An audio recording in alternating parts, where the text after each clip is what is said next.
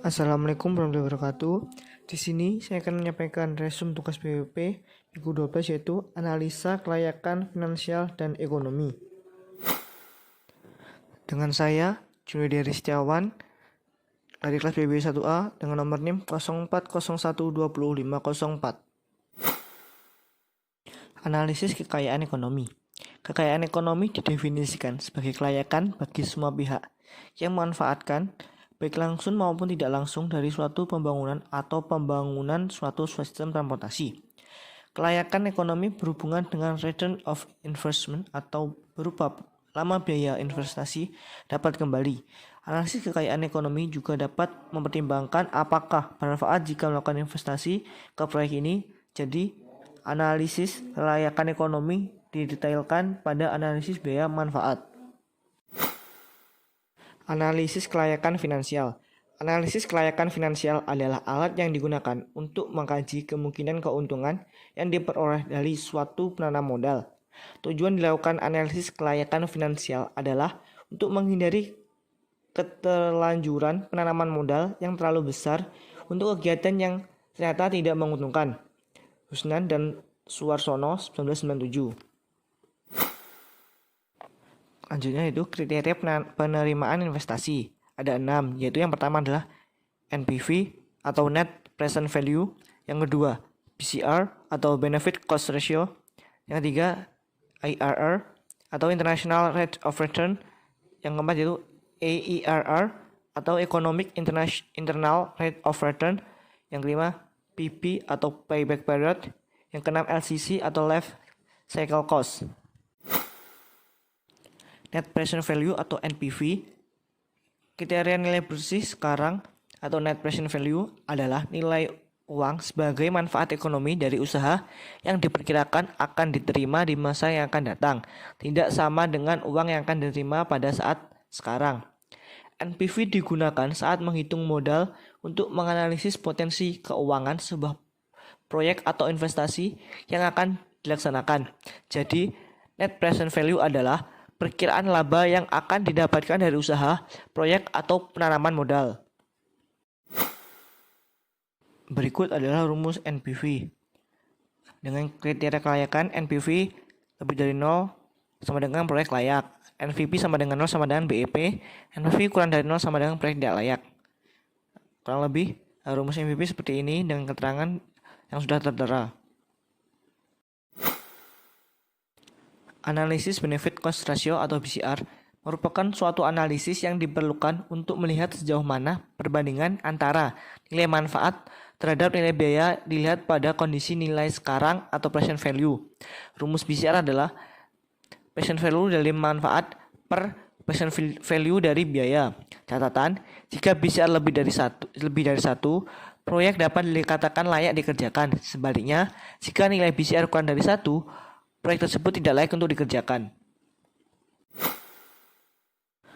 Metode Internal Rate of Return atau IRR pada dasarnya merupakan metode untuk menghitung tingkat bunga yang dapat menyamakan antara present value dari semua aliran kas masuk dengan aliran kas keluar dari suatu investasi proyek.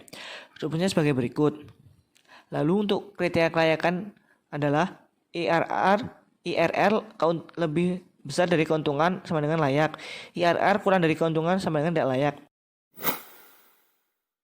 Kelebihan metode Internal Rate of Return adalah 1. Menghindari pemilihan rate of return minimum yang diinginkan. 2. Memperoleh rate of return yang sebenarnya. 3. Berdasarkan preferensi rate of return yang sebenarnya bukan sekedar selisih NPV.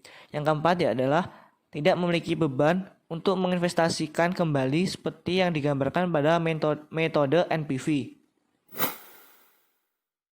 Sedangkan kekurangan dari metode Internal Rate of Return adalah yang pertama yaitu lebih rumit, terutama jika aliran kas bersih tidak sama untuk setiap periode. Yang kedua yaitu harus menggunakan analisis sensitivitas.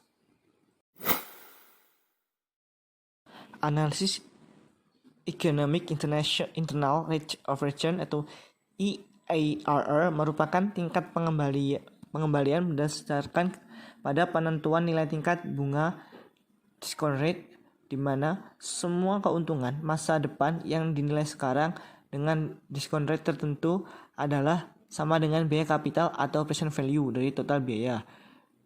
Dengan rumus sebagai berikut. Catatan, apabila EIRR lebih dari social discount rate 12%, maka proyek dinyatakan layak. Tetapi jika EIRR kurang dari social discount rate 12%, maka proyek tidak layak. Analisis payback period atau PP merupakan metode yang digunakan untuk menghitung lama periode yang diperlukan untuk mengembalikan uang yang telah diinvestasikan dari aliran kas masuk atau proses tahunan yang dihasilkan oleh proyek investasi tersebut. Dengan rumus payback period sama dengan investasi kas bersih per aliran kas masuk bersih tahunan.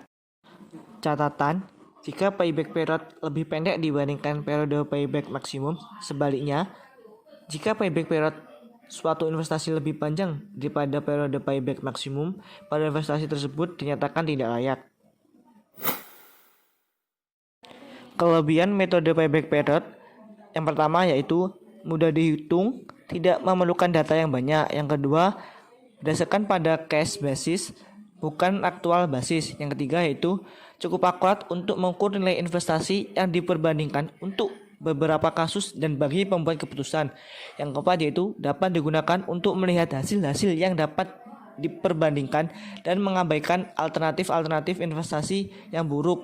Yang kelima yaitu menekan pada alternatif-alternatif investasi yang memiliki periode pengambilan lebih cepat. Kekurangan metode payback period yang pertama yaitu tidak mampu memberikan informasi tentang tingkat profitabilitas investasi.